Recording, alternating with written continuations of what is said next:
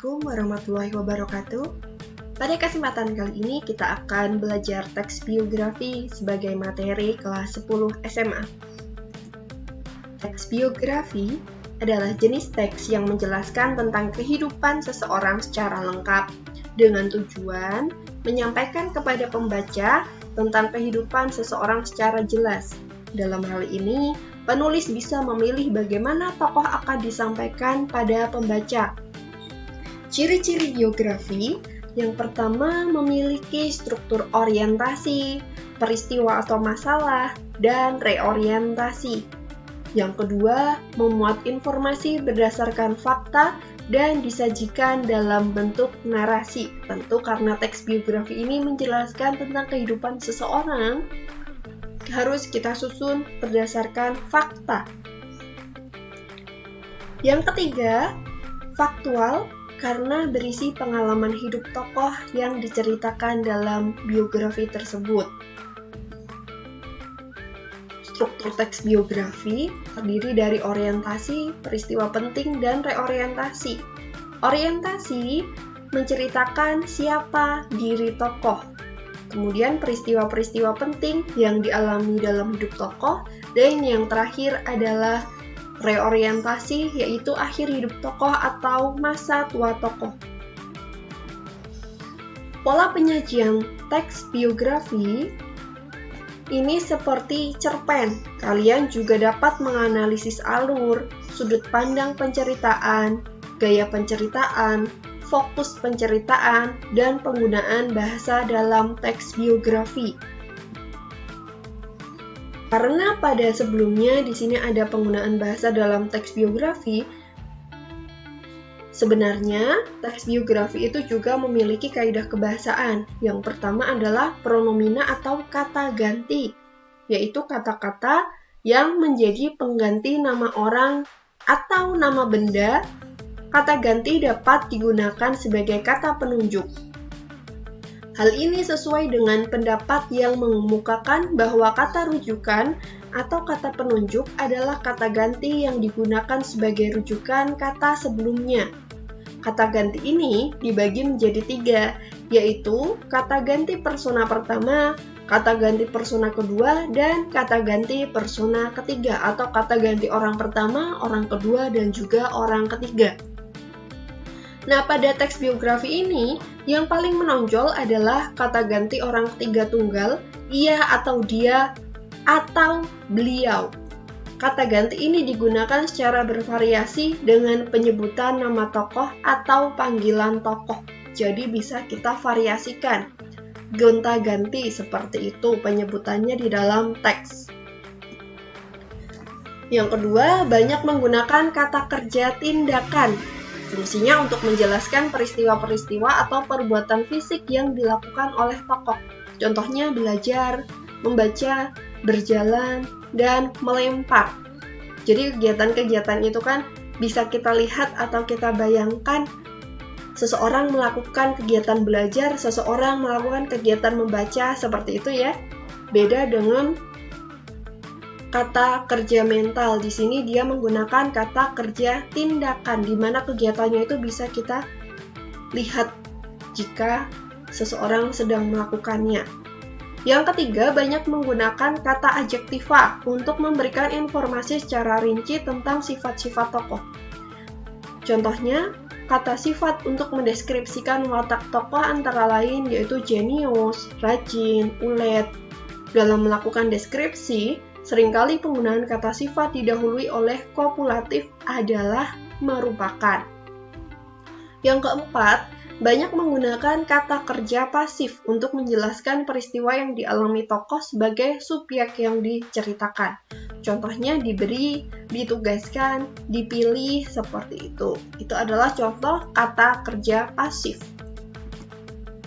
Yang kelima, banyak menggunakan kata kerja yang berhubungan dengan aktivitas mental dalam rangka penggambaran peran tokoh, yaitu memahami, menyetujui, menginspirasi, mencintai. Nah, ini adalah perbedaan dari kata kerja tindakan. Kalau kata kerja tindakan dapat kita lihat. Sedangkan Kalau kata kerja yang berhubungan dengan aktivitas mental, kegiatannya itu tidak bisa dilihat oleh mata seperti itu. Ketika kita gampangannya untuk memahami perbedaan antara kata kerja tindakan dan kata kerja yang berhubungan dengan aktivitas mental. Jadi orang itu sama-sama melakukan kegiatan, bedanya dia melakukan tindakan secara fisik yang bisa kita lihat dan tindakan yang dilakukan secara mental atau batin yang tidak bisa kita lihat dengan mata. Berikutnya, banyak menggunakan kata sambung, kata depan, ataupun nomina yang berkenaan dengan urutan waktu. Contohnya sebelum, sudah, pada saat, kemudian, selanjutnya, sampai, hingga, pada tanggal, nantinya, selama, dan saat itu. Berikutnya, kita akan melihat mengenai struktur teks biografi. Tadi sudah dipaparkan bahwa struktur teks biografi terdapat orientasi, peristiwa-peristiwa penting, dan reorientasi.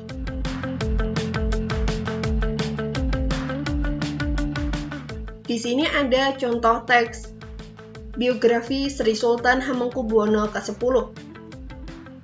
Pada bagian yang saya beri warna kuning merupakan bagian orientasi yang memperkenalkan tentang diri tokoh. Di sini, Sri Sultan Hamengkubuwono X atau dalam bahasa Jawa disebut dengan Sri Sultan Hamengkubuwono ke-10. Beliau lahir dengan nama Bendoro Raden Mas Herjuno Darbito. Sri Sultan Hamengkubuwono ke-10 lahir pada tanggal 2 April 1946 di Yogyakarta. Di tahun 1968, Sri Sultan Hamengkubuwono X menikah dengan Tatik Derajat.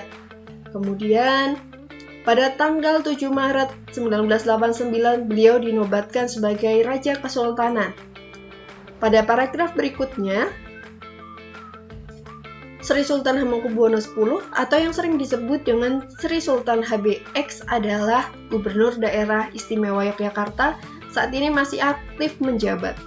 Salah satu tokoh yang juga ikut berpartisipasi dalam kegiatan politik di Indonesia ini memiliki gelar resmi yang diberikan sejak 7 Maret 1989. Pada paragraf berikutnya, bahkan pada masa mudanya, Sri Sultan sempat mengenyam pendidikan sarjana di Universitas Gadjah Mada. Nah, dapat kita lihat pada bagian orientasi ini, di bagian awal memaparkan namanya, diikuti tanggal lahirnya, lalu mengenai keluarganya, yaitu ketika beliau menikah. Berikutnya, catatan-catatan mengenai perjalanan karirnya. Selanjutnya juga kegiatan politik yang beliau ikuti, dan terakhir adalah mengenai pendidikannya. Jadi, full pada bagian orientasi ini merupakan paparan tentang pribadi atau perkenalan si tokoh. Struktur kedua yaitu perjalanan hidup tokoh. Di sini dipaparkan, meskipun aktif dalam kegiatan sosial dan politik, namun Hamengkubuwono memilih mengambil jalan netral saat berada di pusaran politik pemerintah. Hal ini terlihat saat Sri Sultan pernah aktif dalam kepengurusan Partai Golongan Karya. Berikutnya ada keaktifan beliau dalam kegiatan budaya. Di sini dipaparkan tentang partisipasinya dalam kegiatan birokrasi hingga sosial. Berikutnya impian kebinekaan yang terus-menerus digaungkan oleh Sultan yang dianggap sebagai pertimbangan saat dirinya menjadi pembicara seminar kebangsaan, dan juga pemikiran-pemikiran kritis yang dimiliki oleh Sri Sultan yang dituangkan pada karya ilmiah yang berjudul Kerangka Konsepsi Politik Indonesia yang diterbitkan pada 1989 dan bercermin di Kalbu Rakyat yang terbit pada 1999. Nah, pada bagian akhir diakhiri dengan struktur reorientasi. Kegiatan sosial, politik, dan kebudayaan yang dilakukan Sri Sultan juga selalu memberikan hasil yang sangat positif bagi banyak kalangan. Hal ini yang membuat dirinya mendapatkan gelar doktor dan kehormatan dari ISI atau Institut Seni Indonesia Yogyakarta. Pemberian gelar ini karena dukungan Sri Sultan pada seni pertunjukan kontemporer dan tradisi yang mulai dilakukannya sejak 1989 hingga sekarang. Nah, ini kan menunjukkan ya, karena Sri Sultan itu masih ada sampai sekarang, maka tadi di bagian akhir juga masih memaparkan tentang kegiatan politik yang ia lakukan sampai dengan saat ini.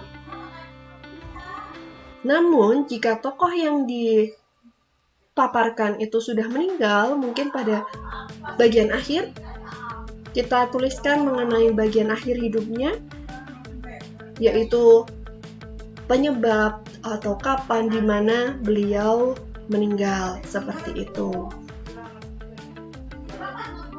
Demikian paparan materi yang dapat saya sampaikan mengenai teks biografi. Semoga dapat membantu kalian dalam belajar. Terima kasih.